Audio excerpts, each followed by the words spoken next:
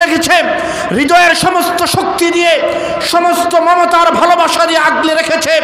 আমরা 101 বছর ধরে প্রমাণ করেছি ইসলাম বিদ্বেষী শক্তি তোমাদের যত ষড়যন্ত্র থাকুক না কেন, কূট কৌশল থাকুক না কেন, হামলা থাকুক না কেন, মামলা থাকুক না কেন, চোখ রাঙানি থাকুক না কেন, বাংলাদেশের 56,000 বর্গ মাইল থেকে ইসলামকে নিশ্চিহ্ন হতে আমরা দেব না।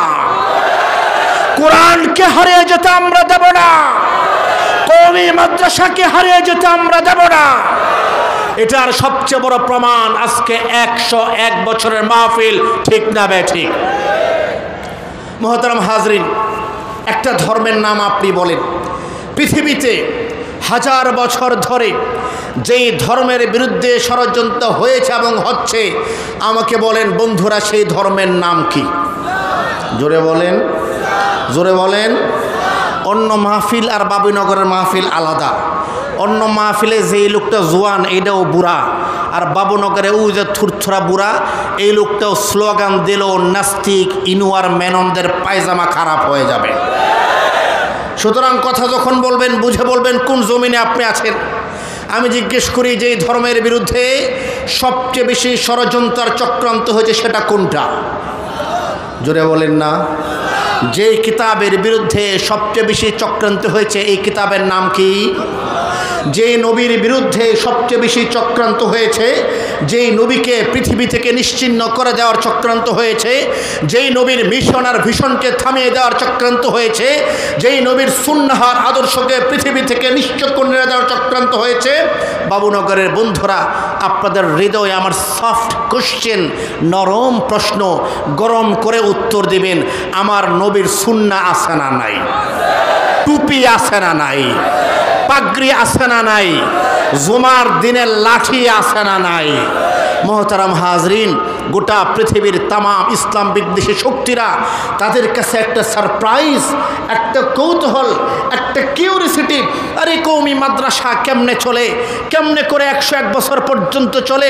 তামাম পৃথিবীর ইসলাম বিদ্বেষী শক্তিরা যারা বসে বসে কান চুলকাচ্ছ আর মনে করছো পৃথিবী থেকে ইসলাম হারিয়ে যাবে, বাবুনগর মাদ্রাসার দিকে তাকিয়ে দেখো, 101 বছর পর্যন্ত এখান থেকে হাদিসের চর্চা হচ্ছে, কোরআনের চর্চা হচ্ছে, সুন্নাহর চর্চা হচ্ছে।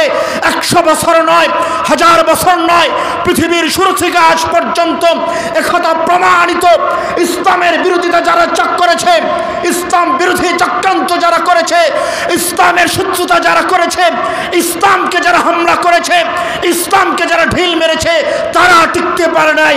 ইসলাম এখনো পর্যন্ত টিকে আছে, কিয়ামত পর্যন্ত টিকে থাকবে। আমি জিজ্ঞেস করি আপনাদেরকে, আপনাদের এলাকায় নমরুদ নামের কয়টা আছে? নমরুদ নামের লোক আছে? নমরুদের আদর্শের লোক আছে, কিন্তু এই নামের কোনো লোক? জোরে বলেন। ফেরাউন নামের লোক পাওয়া যাবে? বাড়ি সালাম দিয়ে পাওয়া যাবে? নাস্তিক যেগুলি বাংলাদেশে মার্কা মারা, একটারে দেখলাম এখন পর্যন্ত আসন পায় নাই, মুখটা মিসকিনের মতো হইয়া ঘুরতেছে। বেটা একটা আসন নাই, কিছু নাই, শরীরের কোনো জোর নাই, দলের কোনো জোর নাই। আলেমদের বিরুদ্ধে গুতা দিতে আসো, আলেমদের গুতা দেওয়া লাগবে না। শুধু বাবুনগরের ছাত্ররা থুতু নিক্ষেপ করলে থুথুতে বেঁচে যাবে, সাঁতার কাটার সময় পাবে না। এই সমস্ত নাস্তিকদেরকে আমাদের এখন গণার টাইম নাই, ঠিক না বে ঠিক? মোহতারাম হাজরিন, ঢাকা শহরে নমরুদ নামের কোনো লোক খুঁজে পাওয়া যাবে? সব বাদ দেন, এই গল্প আমি আপনাদেরকে অনেকবার হয়তো শুনেছি। আমি তুরস্কে গিয়েছিলাম, এক বিল্ডিংয়ের সামনে আমার গাইড বলল যে sir, this is a Nimrod castle, এটা হলো নমরুদের বাড়ি। আমি বললাম যাক, ভালো জায়গায় নিয়ে আসছো, সকাল থেকে ফ্যাটটা একটু খারাপ, খালি করা হয় না, নমরুদদের বাড়িকে খালি করে আস। যাওয়ার পরে পুলিশ বলল স্যার, টুরিস্ট নট অ্যালাউড, পর্যটকদেরকে ঢুকতে দেওয়া হয় না। আমি বললাম ভাই 1 নাম্বার ইমার্জেন্সি, আগে ঢুকতে দেয়। স্যার এখানে হবে না। বললাম তাহলে 2 নাম্বারটা দে। বলে যে এটা ট্যুরিস্ট স্পট, এখানে ঢুকতে দেওয়া যাবে না।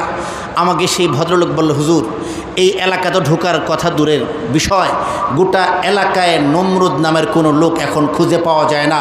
বাবনগরের বন্ধুরা, আমি আপনাদেরকে একটা আশার বাণী শোনাই। আমি যে এলাকায় গিয়েছি, যেখানে নমরুদের প্রাসাদ এখন পর্যন্ত আছে, এই জায়গার নাম হলো উরফা। এটা তুরস্ক শহর থেকে প্রায় 300 কিলোমিটার দূরে। আমাকে সেই গাইড, তুরস্কের সেই আলেম যেটা জানিয়েছেন, মোহতারাম আফেন্দি, আপনি জেনে খুশি হবেন, এটা নমরুদের এলাকা। এখনও এখানে নমরুদের বাড়ি আছে, নমরুদের ক্যাসেল আছে, নমরুদের প্রাসাদ আছে, নমরুদের প্যালেস আছে, কিন্তু নমরুদ নাই। প্রত্যেকটা ঘরে ঘরে একজন ইব্রাহিম আর একজন খলিল আছে। সুবহানাল্লাহ, আসতে বলেন, সুবহানাল্লাহ বলেন। মোহতারাম হাজরিন, আপনাদের কিনে তাম পৃথিবীর ইসলাম বিদ্বেষী নাস্তিক মুরতাদ যেগুলির পায়জামা ইতিমধ্যে ঢিল হয়ে গেছে, তাদেরকে বলতে চাই, গোটা পৃথিবীতে নমরুদ খুঁজে পাওয়া যাবে না। ইসলামের বিরোধিতা করেছিল ফেরাউন, ফেরাউন খুঁজে পাওয়া যাবে না। ইসলামের বিরোধিতা করেছিল আবু জেহেল, আবু জেহেল খুঁজে পাওয়া যাবে না। ইসলামের বিরোধিতা করেছিল আবুল আহাব, আবুল আহাব খুঁজে পাওয়া যাবে না। উতবা পাওয়া যাবে না, সাইবা পাওয়া যাবে না। নবী মুহাম্মদ রাসূলুল্লাহর আদর্শ 1500 বছর আগে ছিল, এখনো আছে, এই কথা প্রমাণিত। ইসলামের বিরোধিতা যারা করেছে তারা হারিয়ে গেছে, ইসলামপন্থীদের কোনো পরাজয় নাই। আপনাদের সামনে একটি ছোট্ট আয়াত উপস্থাপন করেছি। এই আয়াতের ভিতরে, এই আয়াতের মধ্যে কেন ইসলামের পরাজয় নেই, রব্বুল আলামিন এটা পরিষ্কার করে বলেছে। যে কারণে কওমি মাদ্রাসা, তাদের 3 বেলা খাবারের হয়তো নির্ধারিত কোনো আয়োজন নেই, কিন্তু আমি আপনাদেরকে জিজ্ঞেস করি, আমাদের বোর্ডিংয়ে চাউল না থাকতে পারে, আমাদের ডাল পাতলা হতে পারে, সপ্তাহে কেন 15 দিনে একদিন গোস্ত খাইতে পারি, কিন্তু আমাদের প্রত্যেকের কলিজায় আল্লাহর রহমত আছে না নাই? আরও জোরে বলেন, রহমত কম না বেশি? কম না বেশি? মোহতারাম হাজরিন, আমার বাম পাশে আর আপনাদের ডান পাশে যে মাকবারাটা দেখেছেন, যে মানুষগুলো উপরে ঘাসের সামিয়ানা বিছিয়ে, ঘাসের কার্পেট বিছিয়ে, ঘাসের মখমল বিছানা বিছিয়ে শুয়ে আছেন, তারা 100 বছর আগে এই মাদ্রাসার জন্য যেই চোখের পানি ফেলে গেছেন, ইনশাআল্লাহ তাআলা এই চোখের পানির কারণে বাবনগর শুধু নয়, গোটা পৃথিবীর কোনো কওমি মাদ্রাসা একদিনের জন্য কোনো অভাব দেখবে না। ঠিক না বেঠিক? সবার কিউরিসিটি, গোটা বিশ্ব মিডিয়ার একটাই কৌতূহল, কওমি মাদ্রাসা চলে কি করে, কি করে একটা প্রতিষ্ঠান 100 বর্ষ পেরিয়ে 101 বছরে পদার্পণ করে। আমি তোমাদেরকে বলছি, আমাদের শেকড় খুঁজতে আসো, আমাদের শেকড় দেখায় দেই। আমাদের ইতিহাস খুঁজতে আসো, আমাদের ইতিহাস দেখায় দেই। আমাদের প্রেরণার কেন্দ্র কোথায় দেখে নাও। রাসূল করিম সাল্লাল্লাহু আলাইহি ওয়াসাল্লাম আরাফার ময়দানে বিদায় হজের সময় সাহাবায়ে কেরামকে জিজ্ঞেস করলেন, হে আমার সাহাবীরা, হে আবু বকর, ওমর, উসমান, আলী রাদিয়াল্লাহু তাআলা আনহুম আজমাইন, রব্বুল আলামিন আমাকে যে মিশন আর বার্তা দিয়ে, যে পয়গাম দিয়ে তোমাদের কাছে প্রেরণ করেছিল, হে আমার সাহাবীরা, তোমরা সকলে সাক্ষী দাও, আমি কি সেই দায়িত্ব পালন করতে পেরেছি? সাহাবায়ে কেরাম সকলে হাত তুলে বলেন, ইয়া রাসূলুল্লাহ, আপনি সাক্ষী থাকুন, আমরা সাক্ষ্য দিচ্ছি, আপনি আমাদের উপর যে দায়িত্ব ছিল সেই দায়িত্ব আপনি যথাযথ পালন করতে পেরেছেন। ওলামায়ে কেরাম এখানে আছেন, উস্তাদুল ওলামা হযরতরা, যারা স্নেহ করে, মায়া করে, অনুগ্রহ করে, ভালোবেসে আমি নাচিজ নাখামদাকে আপনাদের সামনে বসিয়ে দিয়েছেন, উস্তাদের সামনে কথা বলা, সবক শোনানোর মতো। রাসূল করিম সাল্লাল্লাহু আলাইহি ওয়াসাল্লাম আকাশের একদিকে হাত রেখেছেন, আল্লাহুম্মা শাহাদ, আল্লাহ তুমি সাক্ষী থাকো। আরেক দিকে হাত তুলেছেন, 3 দিকে হাত তুলে বলছেন, আল্লাহ তুমি সাক্ষী থাকো, আল্লাহ তুমি সাক্ষী থাকো, আল্লাহ তুমি সাক্ষী থাকো। আয়াত নাজিল হলো, আল ইয়াউমা আকমালতু লাকুম দীনাকুম ওয়া আতমামতু আলাইকুম নি'মাতি ওয়া রাদিতু লাকুমুল ইসলাম দীনা। হে পৃথিবীবাসী, তোমরা জেনে খুশি হবে, আল ইয়াউমা আকমালতু লাকুম, আজকে আমি তোমাদের জন্য কমপ্লিট করে দিলাম। আল ইয়াউমা আকমালতু লাকুম দীনাকুম, দিনটা পরিপূর্ণ করে দিলাম। আল ইয়াউমা আকমালতু লাকুম দীনাকুম নি'মাতি, আল ইয়াউমা আকমালতু লাকুম দীনাকুম ওয়া আতমামতু আলাইকুম নি'মাতি, এবং তোমাদের উপর আমার নিয়ামতকে কমপ্লিট করে দিলাম। চতুর্দিকে আনন্দের উৎসব, চতুর্দিকে ইয়াউমুল ফারহা, আনন্দের দিন আজ। আজকে ইয়াউমুল ঈদ, আজকে ঈদের দিন, আজকে খুশির দিন, আজকে তো গলায় গলা মিলানোর দিন। ইসলামের জন্য যে কষ্ট করেছি সেই কষ্টের রক্ত সাগর পেরিয়ে আজকের দিন সাহাবায়ে কেরাম আনন্দিত হলেন, খুশি হলেন। কারণ সাহাবায়ে কেরাম জানেন আরাফার দিনের আজকের এই আয়াতটি নাজিল হওয়া পর্যন্ত কত সাহাবীর রক্ত ঝরেছে, কত মানুষ জীবন কুরবান করেছে, কত পিতা তার সন্তানকে হারিয়েছে, কত সন্তান তার পিতাকে হারিয়েছে, কত মা তার সন্তান ছেড়ে মা তার সন্তান হারা হয়েছেন, কত পিতা তার সন্তান হারা হয়েছেন, কত স্বামী তার স্ত্রীকে হারিয়েছে, কত স্ত্রী তার স্বামীকে ছেড়ে বিধবা হয়েছেন। সাহাবায়ে কেরাম জানেন কত মরুভূমি, কত বাতাস, কত বৃক্ষ, আকাশের কত রংধনু পেরিয়ে আজকে ইসলাম ধর্ম কমপ্লিটের সেই তুমুল বৃষ্টি বর্ষণ হলো। মোহতারাম হাজরিন, লম্বা চড়া কোনো ঘটনা বলবো না, একটি ঘটনা শুধু আমি আপনাদের সামনে উপস্থাপন করি, যেখান থেকে বোঝা যায় শুধু রক্ত নয়, শুধু কান্না নয়, কলিজার কত হাহাকার হজম করে হাহাকারের সমুদ্র পেরিয়ে আল ইয়াউমা আকমালতু লাকুম দীনাকুমের সুবাসিত মাল্য, সুবাসিত সুবাস নবীর হাতে এসেছে, সুবাসিত মাল্য সাহাবীদের হাতে এসেছে। হুদায়বিয়ার সন্ধির ঘটনা, হুদায়বিয়ার মূল ঘটনার দিকে আমি যাব না। হুদায়বিয়ার সন্ধির দিন অনেকগুলি চুক্তি হলো, কোনোটা ধারা, কোনোটা উপধারা। মৌলিক ধারাগুলি আজকে আলোচনার সময় নেই। একটা ধারা হলো, খুব সহজভাবে বুঝে নিন, মুরব্বীদেরকে বলছি না, আজকের তরুণ যারা গণমাধ্যমে, ফেসবুকে, ইন্টারনেটে নাস্তিক আর মুরতাদদের বিরুদ্ধে ইসলামের পক্ষে লেখালেখি করে, তাদের জন্য আমার এই অংশটুকু লক্ষ্য করে শুনুন। অনেকগুলি ধারা উপধারা। একটা ধারা হলো, তখনও পর্যন্ত মক্কা কাফের নির্ভর, মক্কা শুধু কাফেররা, মদিনা মুসলমান নির্ভর।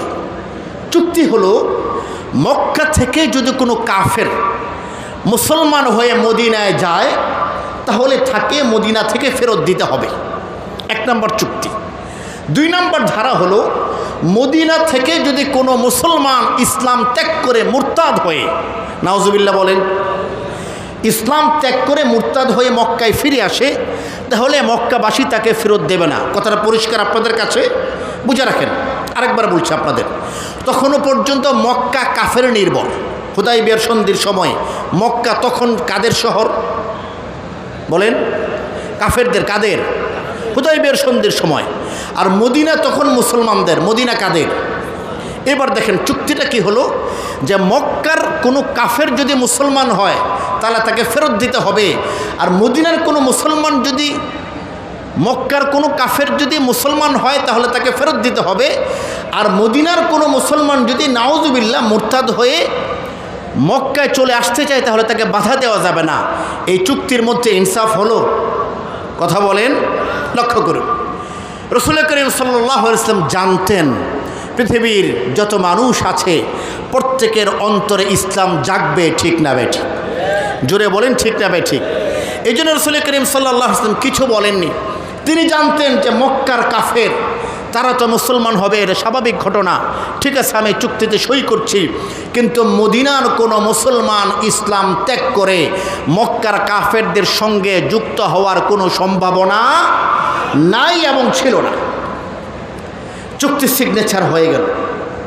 এই অবস্থায় একজন তরুণ সাহাবী হযরতে আবু জান্দাল, তিনি মক্কায় দীর্ঘদিন থেকে তার পিতার কারাগারে আহত, তার পিতার কারাগারে আটকা, ইসলাম ধর্ম গ্রহণের অপরাধে, নবী মুহাম্মদ রাসূলুল্লাহ সাল্লাল্লাহু আলাইহি ওয়াসাল্লামকে ভালোবাসার অপরাধে পিতার কারাগারে পুত্র। তিনি যখন শুনলেন মদিনা থেকে মক্কার পুরাতন রোডে 400 মাইল দূরত্ব, এই দূরত্ব অতিক্রম করে মাত্র 13 মাইল দূরে রাসূল করিম সাল্লাল্লাহু আলাইহি ওয়াসাল্লাম এসেছেন। হযরত আবু জান্দাল পৃথিবীর কোনো শৃঙ্খল তাকে বদ্ধ করতে পারেনি, পৃথিবীর কোনো বাঁধন তাকে আবদ্ধ করতে পারেনি। তার শরীর রক্তাক্ত ছিল, শরীরের প্রত্যেকটি জায়গায় নির্যাতনের সুস্পষ্ট আলামত ছিল। রক্তাক্ত দেহে উস্কো খুস্কো চলে তিনি শেকল ছিন্ন করে দৌড়িয়ে চলে আসলেন মক্কা থেকে হুদায়বিয়া পর্যন্ত। মুহতারাম হাজরিন, বোঝার চেষ্টা করবেন, শুরু থেকে নিয়ে কালকে পর্যন্ত তারাকাতুল উলামা একরাম আলোচনা করবেন। সবার আলোচনা অত্যন্ত ইম্পর্টেন্ট। আমি মুরব্বীদের আদেশ পালনার্থে আপনাদের সামনে এসেছি। অন্তত আপনার হৃদয়ে যদি ইসলাম সম্পর্কে এতটুকুন ভালোবাসা আমি জাগাতে পারি তাহলে আমি সার্থক। রাসূল করিম সাল্লাল্লাহু আলাইহি ওয়াসাল্লাম সিগনেচার করলেন মাত্র, মোহরটা মাত্র দিলেন, মক্কা থেকে কোনো কাফের যদি মুসলমান হয় আর সে যদি মদিনায় যেতে চায়, রাসূলের সঙ্গে চুক্তি হলো, ফেরত দিতে হবে কি হবে না? বলেন, সবাই বলেন, দিতে হবে। নবীজি মাত্র তার মোহরের মাধ্যমে স্বাক্ষর করে দিলেন, চুক্তি বাস্তবায়ন হয়ে গেল। ওলামায়ে কেরাম কিতাবের মধ্যে লেখেন, শুধুমাত্র চুক্তিটা বাস্তবায়িত হলো, এর মধ্যেই মক্কার দিক থেকে হাতে ভাঙা ছেঁড়া শিকল নিয়ে, ছিন্ন বিচ্ছিন্ন কাপড় নিয়ে, রক্তাক্ত দেহ নিয়ে, উস্কো খুস্কো চুল নিয়ে, নির্যাতন নিপীড়নের সুস্পষ্ট আলামত নিয়ে একজন মানুষ দৌড়ে আসলো, এসে বলে, ইয়া রাসূলুল্লাহ আনা আবু জান্দাল, ইয়া রাসূলুল্লাহ আমি আবু জান্দাল, আপনি আমাকে বাঁচান। এই যে দেখতে পাচ্ছেন আমার পরিবার, এই যে আমার বাবা ইসলাম ধর্ম গ্রহণ করার অপরাধে তারা আমাকে আটকে রেখেছে, নির্যাতন স্ট্রিম রুলার আমার উপর চালানো হয়েছে, আমার অপরাধ একটাই, সেটা হলো আপনাকে ভালোবাসি। ইয়া রাসূলুল্লাহ আপনি এদের হাত থেকে আমাকে মুক্ত করুন। মুহতারাম, বদরের রক্তের ঘটনা আপনি জানেন, উহুদের রক্তাক্ত অবাখ্যান আপনার জানা, খন্দকের রক্তের কাহিনী আপনার জানা, খাইবরের রক্তের গদ্দার পদ্মা আপনার জানা। বাবুনগরের বন্ধুরা, আমি আপনাদের কাছে সে সকল বড় ঘটনা তুলিনি। কিছু রক্ত দেখা যায়, কিছু রক্ত দেখা যায় না, কিছু কান্না দেখা যায়, কিছু কান্না দেখা যায় না, কিছু হাহাকার শোনা যায়, কিছু হাহাকার আরতি শোনা যায় না।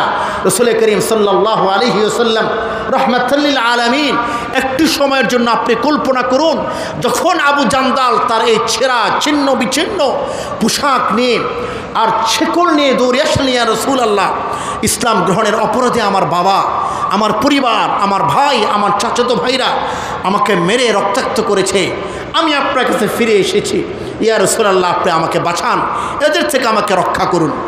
মুহতারাম হাজরিন, সকল যুদ্ধের ঘটনা একটি, আর হুদাইবিয়ার এই ঘটনার প্রেক্ষাপট আরেকটি। সাহাবায়ে কেরাম সেখানে উপস্থিত, হযরত আবু বকর, হযরত ওমর, হযরত আলী, সমস্ত সাহাবায়ে কেরাম রাদিয়াল্লাহু তাআলা আনহুম আজমাইন সবাই আছেন, একে অন্যের চেহারার দিকে তাকাচ্ছেন।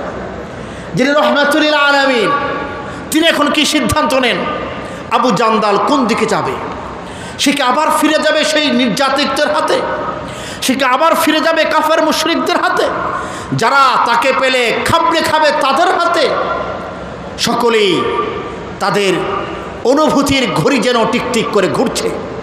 রাসূল করিম সাল্লাল্লাহু আলাইহি ওয়াসাল্লাম পৃথিবীর নাস্তিক আর মুত্রাদ্দা, ইসলামের বিরুদ্ধে কলম ধরো, আরে পৃথিবীতে যদি মানবতার কোনো নেতা থেকে থাকে, মানবতার ইতিহাস সৃষ্টিকারী কেউ থাকে, সেটা বিশ্বনবী মুহাম্মদ, জুড়ে বলেন ঠিক না বেঠে? রাসূল করিম সাল্লাল্লাহু আলাইহি ওয়াসাল্লাম বললেন, আবু জান্দাল ফিরে যাবে। সুবহানাল্লাহ বলেন। আমি যে চুক্তি করেছি, চুক্তিতে লেখা আছে সে ফিরে যাবে, আবু জান্দাল ফিরে যাবে। কেমন ছিল সেদিনের সেই দৃশ্য? কেমন ছিল সে সময়ের হুদায়বিয়ার সেই দৃশ্যপট? কেমন ছিল সেখানের বেদনার্ত মঞ্জর? আবু জান্দাল তিনি কাঁদছেন। তিনি তো এসেছিলেন নবীজির হৃদয়ে আশ্রয় নিতে, রাসূলের বুকে কাঁধ রেখে, মাথা রেখে তিনি সান্ত্বনা পেতে। না, সান্ত্বনা হয়নি, কারণ রাসূল করিম সাল্লাল্লাহু আলাইহি ওয়াসাল্লাম তিনি পৃথিবীতে মানবতার ইতিহাসে নতুন অধ্যায় রচনা করেছেন। কোনো সিরাতবিদ বলেছেন, রাসূল আবু জান্দালের মাথায় হাত রেখে বলেছেন, আবু জান্দাল আমি তোমাকে নিয়ে যেতে পারছি না, কিন্তু জেনে রেখো আল্লাহর রহমত তোমার ছায়া হবে। আওয়াজ করে বলেন সুবহানাল্লাহ। আল-ইয়াওমা আকমালতু লাকুম দীনাকুম ওয়া আতমামতু আলাইকুম নি'মাতি। আজকে ইসলামকে কমপ্লিট করা হলো, দিনকে কমপ্লিট করা হলো। সাহাবায়ে কেরাম জানেন, তারা জানেন কত রক্ত, কত দুঃখ, কত যন্ত্রণা, কত হাহাকার, কত আর্তনাদ, কত স্বজনহারা কান্নার মেঘ আকাশে ভর করেছিল, আর সে মেঘ বৃষ্টি হয়ে আজকে আরাফার ময়দানে ঝরছে। সবাই আজকে আনন্দিত, ইয়াউমুল ফারহা, আজকে খুশির দিন। কিন্তু না, চারপাশ ছাপিয়ে এক জায়গা থেকে কান্নার আওয়াজ আসছে। কে কাঁদে? কে কাঁদে? ডানে বামে সামনে পিছনে কাউকে তো দেখা যাচ্ছে না। লক্ষ্য করে দেখা গেল না, যিনি কাঁদেন তিনি সামনেই বসা, তিনি আবু বকর, তিনি আবু আব্দুর রহমান, তিনি আবু আয়েশা, তিনি ইবনে কুহাফা। তিনি ইবনে কুহাফা তরুণ সাহাবীরা জিজ্ঞেস করছেন, আবু বকর, আজকে তো কান্নার দিন নয়, আজকে তো আনন্দের দিন, আজকে তো চোখের অশ্রু মুছে হাসি আর আনন্দের মাধ্যমে একজন আরেকজনকে বুকে লাগানোর দিন। আজকে তো দিন কমপ্লিট হয়েছে, আজ তো ইসলাম কমপ্লিট হয়েছে, আজকে তো তায়েফের সে রক্তের ঝরা ইতিহাসের সমাপ্ত হয়েছে।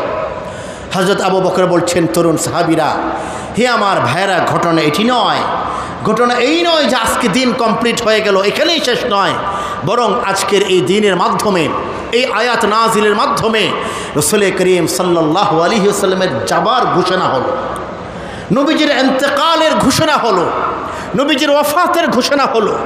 সাহাবায়ে কেরাম বুঝে গেলেন, তাই তো, এটা তো আমরা ভেবে দেখিনি, কিভাবে আবু বকর, খুলে বলুন। হযরত আবু বকর বললেন, দেখো, যিনি একটা মিশন নিয়ে আসেন, মিশন যখন কমপ্লিট করেন, চিফ অফ দ্য মিশন, মিশনের যিনি প্রধান, তিনি ফিরে যান, যিনি মাহফিলের প্রধান বক্তা, যাকে কেন্দ্র করে সমস্ত মানুষজন আসেন, মাহফিল যখন কমপ্লিট হয়ে যায়, প্রধান বক্তার বক্তব্য শেষ হয়ে যায়, প্রধান বক্তা ফিরে যান তার ঘরে, শ্রোতারা ফিরে যায় তাদের গৃহে। রাসূল করিম সাল্লাল্লাহু আলাইহি ওয়াসাল্লাম দিনকে কমপ্লিট করার জন্য এসেছিলেন। আজকে নবীজি দিনকে কমপ্লিট করার আসমান থেকে নামা সার্টিফিকেট পেয়ে গিয়েছেন, সুতরাং রাসূল তো আর থাকবেন না, নবী তো আর থাকবেন না। চারদিকে কান্নার রোল পড়ে গেল। এতক্ষণ ছিল আনন্দের গুঞ্জরণ, এখন আনন্দের গুঞ্জরণ নয়, এখন কান্নার ধ্বনি চারদিকে। রাসূল করিম সাল্লাল্লাহু আলাইহি ওয়াসাল্লাম বুঝতে পারলেন সাহাবে কেরামের মন ভাঙা, সাহাবে কেরামের অন্তর ভাঙা। সমুদ্র যেমন করে তার পারকে ভাঙে, রাসূল করিম সাল্লাল্লাহু আলাইহি ওয়াসাল্লামের ওফাতের দুশ্চিন্তা সাহাবে কেরামের হৃদয়কে সেভাবে ভেঙে খান খান করছে। রাসূল করিম সাল্লাল্লাহু আলাইহি ওয়াসাল্লাম এবার সেই মহা ঐতিহাসিক বাণী শুনিয়ে দিলেন, যেই বাণী, যেই মেসেজ আর যেই পয়গাম ধারণ করে ১,৫০০ বছর পর্যন্ত ওলামায়ে কেরামরা চলছে, যেই পয়গাম ধারণ করে ১০১ বছর পর্যন্ত বাবুনগরের মধ্যে মুজাহিদরা চলছে, যেই পয়গাম ধারণ করে কিয়ামত পর্যন্ত আমাদের ওলামায়ে দেওবন্দ এবং আকাবের কওমি, মাদ্রাসা কওমি, আসাতিজায়ে কওমি, মাদারিসে কওমি, তোলাবায়ে কওমিরা চলবে, চলতে থাকবে, সেই মহান বার্তা, সেই মহান মেসেজ, সেই মহান পয়গাম, সেই মহান দায়িত্বের ঘোষণা রাসূল করলেন। রাসূল বললেন, আমার সাহাবীরা, তোমরা মন খারাপ করো না, আমি চলে যাব, কিন্তু আমি তোমাদের কাছে আমানত রেখে যাচ্ছি। এবার বাবুনগরের বন্ধুরা, আপনি একটু বাবুনগরে আসেন, আমি আপনাকে একটা ছোট্ট উদাহরণ দিই। ধরুন চট্টগ্রাম থেকে ফটিকছড়ি পর্যন্ত একটা বাস আসে না বাস, আপনি বাসে উঠলেন, বাসে ওঠার পরে কন্ডাক্টর এসে বলল, সম্মানিত যাত্রীগণ, আমাদের বাস ছাড়তে আর 15 মিনিট বিলম্ব হবে, আপনারা সকলে ধৈর্য সহকারে বসুন। একজন মানুষ, তিনি নামাজ পড়েন নাই, তিনি বাবুনগরের উস্তাদ, মাথায় টুপি, মাথায় পাগড়ি, গায়ে পাঞ্জাবি, তার হাতে একটা ব্যাগ। তিনি বললেন পাশের সিটটাকে, ভাই সাহেব, আমার তো নামাজটা পড়া হয় নাই, 15 মিনিট আছে, 10 মিনিট আমার নামাজ হয়ে যাবে, আপনি একটু বসেন, আমি ব্যাগটা রেখে গেলাম, আমি আমার রুমালটা রেখে গেলাম, আমি আমার পাগড়িটা রেখে গেলাম। এই কথা বলে তিনি নামাজে গেলেন। উনি নামতেই একজন মানুষ উপরে আসলো, এসে আপনাকে জিজ্ঞেস করলো, ভাই সাহেব, ফটিকছড়ি যাব, অবরোধের সময়, বাসের টিকিট নেই, শুনলাম এটাই শেষ বাস, আপনার পাশে তো সিটটা খালি আছে, এখানে আমি বসতে চাই, সবাই একটু উত্তর দেন, এই সিটে বসা যাবে? সিটটা খালি না ভরা? লোক আছে না নাই? আপনি বলতে পারেন লোক তো নাই, এখানে তো পাগড়ি দেখা যাচ্ছে। আপনি বলতে পারেন লোক তো নাই, এখানে তো টুপি দেখা যাচ্ছে। আপনি বলতে পারেন লোক তো না, এখানে তো বাবুনগর সচ্ছালার ব্যাগ দেখা যাচ্ছে। আমি জিজ্ঞেস করি, বন্ধুরা, কেউ যদি সেই টুপিটাকে ফেলে দেয়, ব্যাগটাকে ফেলে দেয়, সে ব্যাগকে ফেলে দিল না ব্যক্তিটাকে ফেলে দিল? ব্যক্তি তো আছে এখানে, আপনি দেখতে পাচ্ছেন না। যেই ব্যাগ তিনি রেখে গিয়েছেন, মানে হলো এই ব্যাগ ওই ব্যক্তির প্রতিনিধিত্ব করে। রাসূল করিম সাল্লাল্লাহু আলাইহি ওয়াসাল্লাম বললেন, হে আমার ১৬ লক্ষ সাহাবী, তারাকতু ফীকুম আমরাইন, আমি তোমাদের মাঝে দুটো বিষয় রেখে গেলাম, যতক্ষণ পর্যন্ত তোমরা দুটো বিষয়কে আঁকড়ে ধরে থাকবে ততক্ষণ পর্যন্ত তোমরা বিভ্রান্ত হবে না, তোমরা পথচ্যুত হবে না, তোমরা পথ হারাবে না, তোমরা পথ থেকে ছিটকে পড়বে না। একটা হলো আল্লাহর কিতাব, আরেকটা আমি নবীর সুন্নত। বাবুনগরের বন্ধুরা, আমি জিজ্ঞেস করি ১৫০০ বছর পরে, বাবুনগরের ১০১ বছর পরে আমাদের সমাজে, আমাদের ঘরে, বাংলাদেশের ৫৬,০০০ বর্গ মাইলে আল্লাহর কিতাব আছে না নাই? নবীর সুন্নত আছে না নাই? নবীর আদর্শ আছে না নাই? কোরআনের আদর্শ আছে না নাই? ও মুহতারাম হাজরিন, ইসলাম বিদ্বেষী যে শক্তি কওমি মাদ্রাসার শেকড় কোথায় খুঁজতে আসে, তাদেরকে বলি তোমার শেকড় থাকতে পারে আমেরিকায়, তোমার শেকড় থাকতে পারে মস্কোতে, তোমার শেকড় থাকতে পারে রাশিয়ায়, তোমার শেকড় থাকতে পারে চায়নায়। আমাদের মুসলমানদের শেকড় একটাই, সেটা হলো মক্কার মদিনায়। ঠিক না বেঠিক? তোমরা যদি মনে করে থাকো গায়ের ধাক্কা দিয়ে তোমরা সরাই দিবা, ১৫০০ বছর পর্যন্ত ধাক্কা দেখতে হয়েছে। ইসলামের সঙ্গে ধাক্কা যে দিতে আসছে, সেই ধাক্কা খেয়ে কুপঘাত হয়েছে। ইসলাম আর মুসলমানদেরকে কেউ মূল পথ থেকে সরাতে পারে নাই। ঠিক না বেঠিক? আমাদের শেকড় কোথায়? কোথায় বাবুনগর মাদ্রাসার শতবর্ষের শেকড়? ১০০ বছর পর্যন্ত কোন দীপ্তি বলে, কোন শক্তি বলে, কোন খুঁটির জোরে আমরা এখনো আঙুল উঁচিয়ে কথা বলি? আমাদের শক্তি ১৫০০ বছর আগে রাসূল করিম সাল্লাল্লাহু আলাইহি ওয়াসাল্লাম রেখে যাওয়া আমার আমানত। তারাকতু ফীকুম আমরাইন, কিতাবুল্লাহ ওয়া সুন্নাত রাসূলি। একটা হলো আল্লাহর কিতাব, আরেকটা হলো রাসূলের সুন্নত। ১০০০ বছর ধরে এই কিতাবের জন্য, নবীর সুন্নতের জন্য সাহাবায়ে কেরাম রক্ত ঝরিয়েছেন, তাবেঈগণ রক্ত ঝরিয়েছেন, তাবেঈগণ রক্ত ঝরিয়েছেন। রাসূল করিম সাল্লাল্লাহু আলাইহি ওয়াসাল্লাম তিনি যখন চলে গেলেন, আমানত দিয়ে গেলেন আবু বকরের হাতে, আবু বকর চলে গেলেন, আমানত দিয়ে গেলেন ওমরের হাতে, ওমর চলে গেলেন, আমানত দিয়ে গেলেন উসমানের হাতে, উসমান চলে গেলেন, আমানত দিয়ে গেলেন আলীর হাতে, আলী চলে গেলেন, আমানত দিয়ে গেলেন হাসানের হাতে, হাসান চলে গেলেন, আমানত দিয়ে গেলেন আমিরে মুআবিয়ার হাতে রাদিয়াল্লাহু তাআলা আনহুম আজমাইন। সাহাবায়ে কেরাম চলে গেলেন, তাবেঈদের হাতে আমানত, তাবেঈরা চলে গেলেন, তাবেঈদের হাতে আমানত, তাবেঈরা চলে গেলেন, সলফে সালেহিনদের হাতে আমানত। আল্লামা হারুন বুখারী তিনি চলে গিয়েছেন, মুহিবুল্লাহ বাবুনগরের হাতে আমানত। মুহিবুল্লাহ বাবুনগরী একদিন থাকবে না, কিন্তু বাংলাদেশে বাবুনগরের সূর্য সন্তানরা থাকবে। ইসলামের বিরুদ্ধে যেই কোনো কথা বলবে, কোরআনের বিরুদ্ধে কোনো কথা বললে উহুদের মতো, বদরের মতো আবার গর্জে উঠব। আসিরা নাই? সুতরাং এই কথা মনে করার কোনো সুযোগ নেই। আমরা বাবুনগরের খুঁটির জোরে লড়ি না, আমরা মুহিবুল্লাহ বাবুনগরের খুঁটির জোরে লড়ি না। আমাদের এবং বাবুনগরের খুঁটি আজ থেকে ১৫০০ বছর আগে সেই আরাফার ময়দানে আল ইয়াউমা আকমালতু লাকুম আয়াতের সঙ্গে বাধা। জোরে বলেন ঠিক না বেঠিক?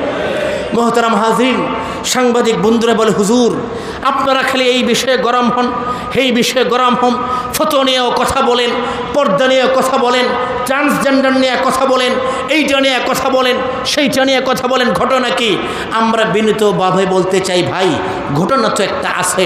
মাহফিলে অমুককে দাওয়াত দেওয়া যাবে না, অমুককে ডাকা যাবে না, এই কথা বলা যাবে না। কেন? ওনারা বলেন যে হুজুর কিছু মনে করবেন না, আমাদের উপরের চাপ আছে। আমরা বলতে, ভাই আপনিও কিছু মনে করবেন না, আমাদেরও উপর আছে না নাই? জোরে বলেন, আমাদের উপর কে? একটু আওয়াজ করে বলেন, দুই হাত উঁচু করে বলেন, আমাদের উপর কে? একটু জোরে বলেন আল্লাহু আকবার। বাবুনগরের চেতনার সঙ্গে বলেন আল্লাহু আকবার। আর একটু জোরে বলেন আল্লাহু আকবার। আপনার যদি উপর থাকে, আমাদের উপর আছে। আপনার উপর বলে হুজুর যেন জোরে কথা না বলে, আর আমাদের উপর বলে যখন ইসলাম বিদ্বেষে কোনো কার্যকলাপ দেখবা, তিনভাবে প্রতিবাদ করবা। হাত থাকলে হাতে, মুখ থাকলে মুখে, আর কিছুই করতে না পারলে অন্তর দিয়ে। ঠিক না বেঠিক? আমাদের তো দায়িত্ব দিয়ে গেছেন রাসূল করিম সাল্লাল্লাহু আলাইহি ওয়াসাল্লাম। তিনি বেলালকে দায়িত্ব দিয়েছিলেন, বেলাল তুমি আজান দাও। বেলাল আজান দিয়েছে। আর আমাদেরকে দায়িত্ব দিয়ে গেছেন, হে হে পৃথিবীর ওলামায়ে কেরাম, আমি তোমাদেরকে আমার ওয়ারিস বানিয়ে দিয়ে গেলাম। যেখানে ইসলাম বিদ্বেষী কোনো শক্তি হবে, ইসলাম বিদ্বেষী কোনো কার্যকলাপ হবে, সেখানেই বেলালের আজান দেওয়া হবে, ঠিক না ভাই ঠিক? মোহতারাম হাজরিন, আলোচনার শেষাংশে চলে এসেছি। একটা বিষয়ে আমি আমার তরুণ বন্ধুদেরকে জাগ্রত করে চাই, যেটা রাসূল করিম সাল্লাল্লাহু আলাইহি ওয়াসাল্লামের ওয়ারিস হিসেবে আপনাকে এবং আমাকে সচেতন থাকতে হবে, যেটা বাবনগরের একজন ফারিগের হিসেবে আপনাকে এবং আমাকে সমাজে সুস্পষ্টভাবে অবস্থান ব্যাখ্যা করতে হবে, পরিষ্কারভাবে বিষয়টা ব্যাখ্যা করতে হবে। সেটা হলো একটা মেঘ আসছে। মেঘ এটা কোনো ঘূর্ণিঝড়ের মেঘ নয়। আরে ভাই, ঘূর্ণিঝড় হলো তো পানি আসে। যে মেঘ আসছে এটা হলো পাপাচারের মেঘ। যে মেঘ আসছে এটা হলো বেবিচারের মেঘ। যে মেঘ আসছে এটা হলো বর্বরতার মেঘ। এই মেঘের নাম ট্রান্সজেন্ডার, ঠিক না বে ঠিক? আমি 2 মিনিটে শেষ করব। আপনাদেরকে অনেকে বলবো, হুজুর ট্রান্সজেন্ডার নিয়ে কথা বলেন কেন? এটা তো তৃতীয় লিঙ্গ। মোহতারাম হাজরিন, পৃথিবীর মধ্যে 3 শ্রেণীর মানুষ। একটা পুরুষ আছে না নাই? জোরে বলেন। একটা নারী আছে না নাই? এবং আরেকটা হলো আল্লাহর সৃষ্টির তৃতীয় লিঙ্গ। আল্লাহ তাআলা যাদেরকে তৃতীয় লিঙ্গ করে বানিয়েছেন, হিজরা করে বানিয়েছেন, এই সৃষ্টি কার? এই সৃষ্টি কার? এক ঝাঁক ওলামায়ে কেরাম এখানে আছেন, মুহাক্কিক ওলামায়ে কেরাম আছেন, তারা জানেন তৃতীয় লিঙ্গের যিনি, তিনি যদি পুরুষ হন, আকসার যদি পুরুষ হয়, ফি হুকমের রিজাল, সে পুরুষের হুকুমে। আকসার যদি নারী হয়, ফি হুকমের নিসা, সে নারীর হুকুমে। তৃতীয় লিঙ্গে নিয়ে আমাদের কোনো সমস্যা নেই। আমাদের সমস্যা হলো, ইসলামের সমস্যা হলো, সভ্যতার সমস্যা হলো, সমাজের সমস্যা হলো, যেটা বেটা হিসেবে জন্ম নিয়া নিজের বেডি দাবি করে, ঠিক না বেটা? ট্রান্সজেন্ডার এবং হিজরা বুঝে নেন। তৃতীয় লিঙ্গ হলো যেটা কুদরতান, ফিতরাতান, যেটা সৃষ্টিগতভাবে তিনি তৃতীয় লিঙ্গের তৈরি হয়েছেন। এখানে ইসলাম কোনো বক্তব্য দেয় না। ইসলাম বলেছে তোমার অধিকাংশ যদি পুরুষের মতো হয় তাহলে তুমি পুরুষ, অধিকাংশ যদি নারীর মতো হয় তাহলে তুমি নারী।